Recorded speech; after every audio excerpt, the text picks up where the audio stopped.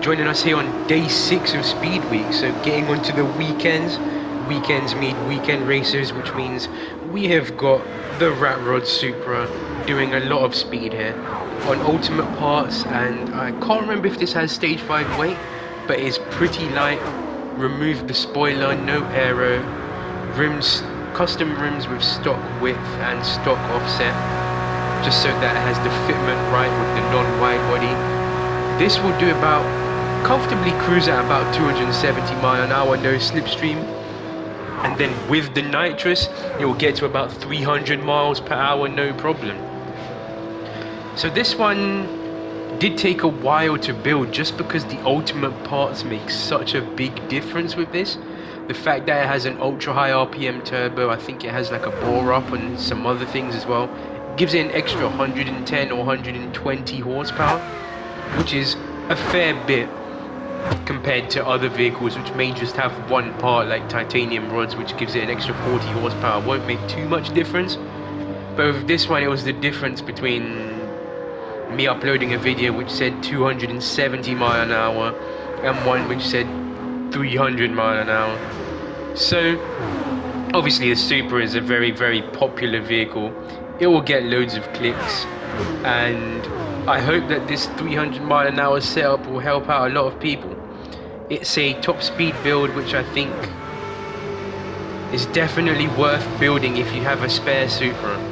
I think it's available in the Brand Central. I'm not sure if you can win it in one of the menu books, but I believe you can get it from the used car dealer for, I think it's like 200, 300k with a few miles on it, which is fine.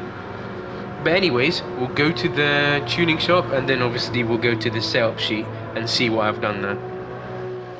We will go over to ultimate parts. Obviously this has got the stock engine in it. You can put the V12 from the Pagani Huayra in it, but in this case it's just the standard good old 2J that we put in there. So from the ultimate parts, you want your titanium connecting rods. It does have stage 5 weight, carbon prop shaft and ultra high turbo. If you're not level 50, you can win these in either parts roulettes or, well, that's the only way you can win it if you're not level 50. So maybe the parts roulettes are better for if you're a lower level. From extreme, you want your nitrous, and I did have this set up for like a Le Mans build or something, but you don't need to buy intermediates or wets. You can just put the standard sports hards on the front. So I got the nitrous. I chose to put carbon ceramics, hydro brake and steering angle adapter if you want to install them.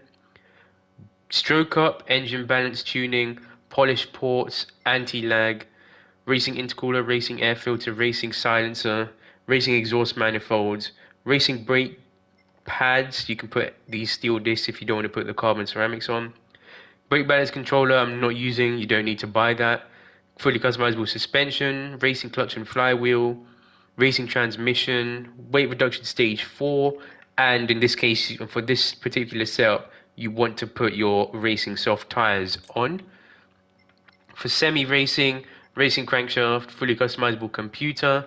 I bought all the turbos, but obviously you want your ultra high instead of any of these three. If you don't have the ultra high, put the high on because that has more peak power. I don't know why this has the sports intercooler. Do not buy that. Fully customizable LSD, body rigidity, weight stage 3.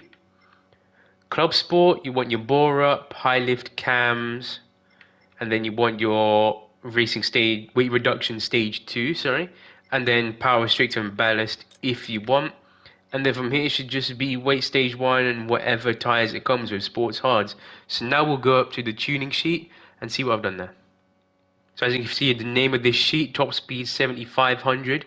You want to shift at about 7500. I believe the power band, what does it say? It says it makes 883 horsepower at 6800 RPM. So then if we go to our ECU, its redline is at 8367. So you've got a little bit of power. The power band at the top here is actually relatively flat.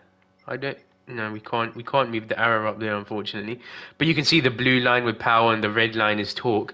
You can see that peak power does last for a little bit and then it kind of drops off slowly. But then the torque drops off quite a bit. So In my experience, you want to be shifting it probably earlier than 75, maybe 7200. So keep an eye on that when you're driving. Tires, you want sports hards on the front, racing softs on the back. With your suspension, you want as low as possible, anti-roll on 8. Um, Compression on 40 and 35 on the back. Expansion on 50 and 45 on the back. 50 on the front, 45 on the back.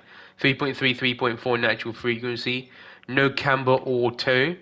Fully customizable diff at 60, 60, 20. I have removed the spoiler, so it's just got whatever the rear diffuser thing is.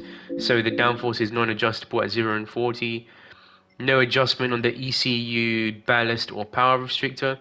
For the transmission, you want fully customizable racing, auto set to 500, and then the following gears: 2.665 for first, 1.6 for second, 1.090 for third, 0.79 for fourth, 0.6 for fifth, and 0.52 for sixth, with a final drive of 3.266, which I don't think I've changed.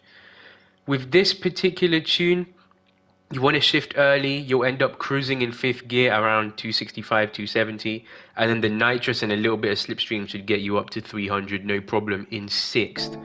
Another problem is that I've had to stiffen up the front suspension a lot more. I might even put the anti-roll on the front to 10, because it does have that issue that the front wheels clip on the inner arches and then your steering locks.